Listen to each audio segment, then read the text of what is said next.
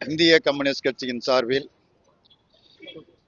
August 6ஆம் தேதி முதல் ஆகஸ்ட் 15ஆம் தேதி முடிய 10 நாட்களுக்கு நாடு முழுவதும் பிரச்சார இயக்கத்தை மேற்கொண்டிருக்கிறது. மக்கள் சந்திப்பு இயக்கத்தை நடத்தி கொண்டிருக்கிறது. நாட்டிலே ஒரு மாற்றத்தை உருவாக்க வேண்டும் என்று மக்களை அழைப்பதற்கான முறையில் இந்த இயக்கம் நடைபெறுகிறது.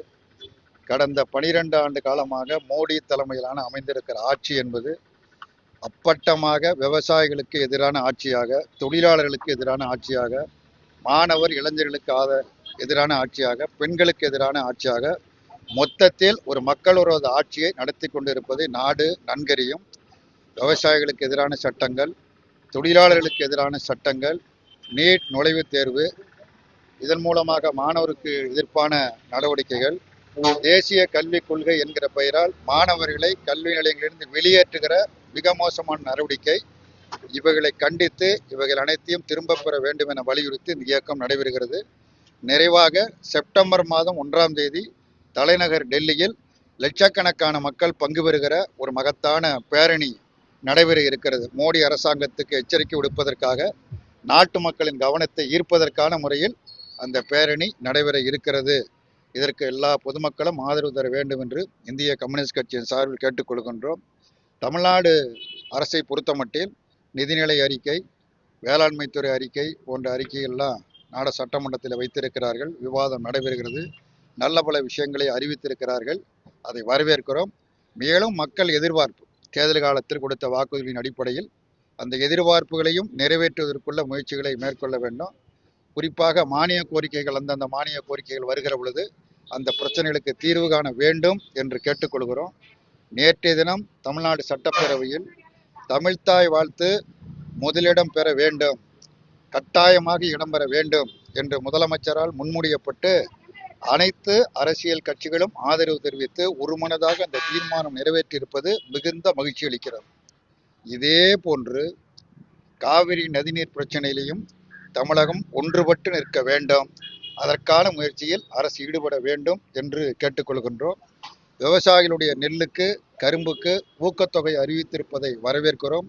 அதே நேரத்தில் விவசாயிகளுடைய கடன், 5 ஏக்கருக்கு உட்பட்ட விவசாயிகளுடைய கடன் முழுமையாக தள்ளுபடி, அதற்கு மேற்பட்டிருக்கிற விவசாயிகள் பெற்றிருக்கிற கடனுக்கு 50% தள்ளுபடி என்ற அறிவிப்பை, உத்தரவை மாநில அரசு வெளியிட வேண்டும்.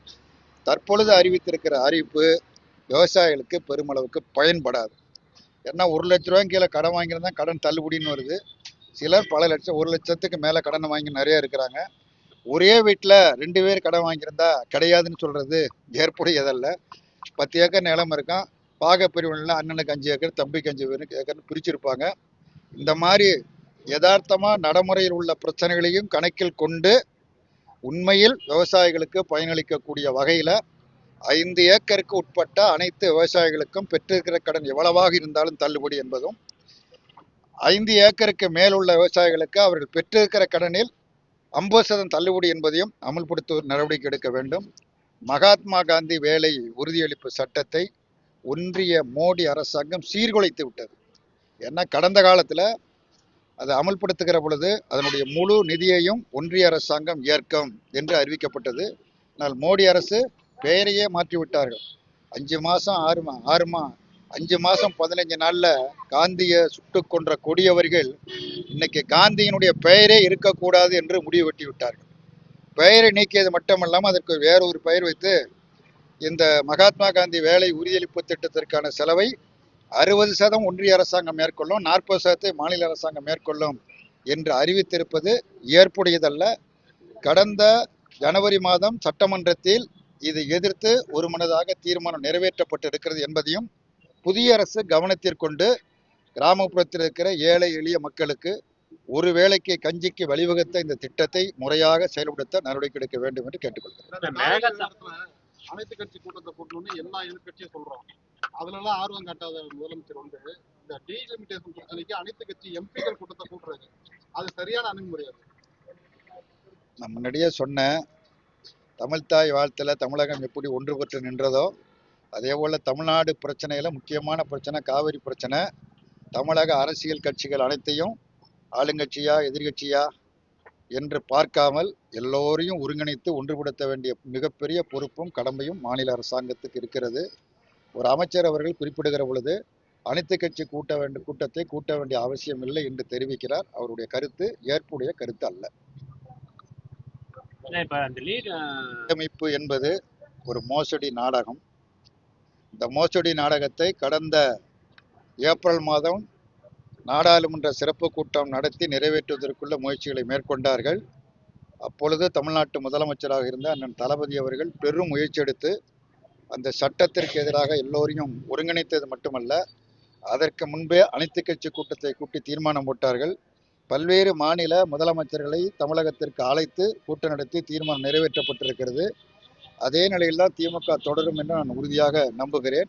அந்த அடிப்படையில் 543 என்பதை 850 உயர்த்துவதற்கு ஒருபோதும் யாரும் ஒப்புக்கொள்ளக்கூடாது என்பதுதான் இந்திய கம்யூனிஸ்ட் கட்சியினுடைய நிலைப்பாடு. அப்ப மக்கள் தொகை அடிப்படையில தொகுதி மறுவாரின்னு சொன்னாங்க. இப்ப சரிபாதியா அந்த பர்சன்டேஜ் 5% அப்படிங்கிற மாதிரி சொல்றாங்க. இதுல என்ன விதமான பாதிப்பு தமிழ்நாட்டுக்கு வரும்? மோடி அரசாங்கத்தினுடைய சதி வலையில் யாரும் விழுந்து விடக்கூடாது, அவ்வளவுதான்.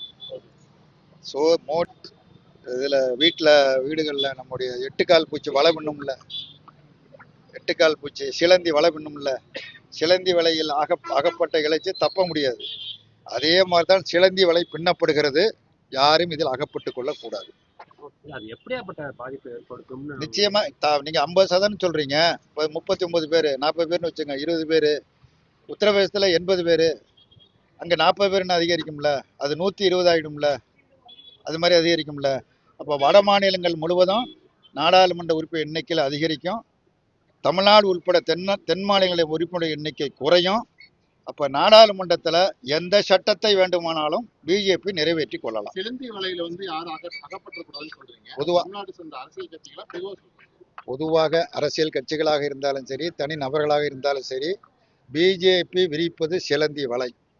அந்த சிலந்தி வலையில் அகப்பட்ட ஈயை, அதனுடைய இரத்தத்தை சிலந்தி கொஞ்சம் கொஞ்சமாக குடித்து சாகடிக்கும். அதே மாதிரிதான் ஒவ்வொரு பிரச்சனையிலையும் மோடி அரசாங்கம் சிலந்தி வலை பின்னுகிறது. இந்த சூட்சமத்தை நாம் புரிந்து கொள்ள வேண்டும்.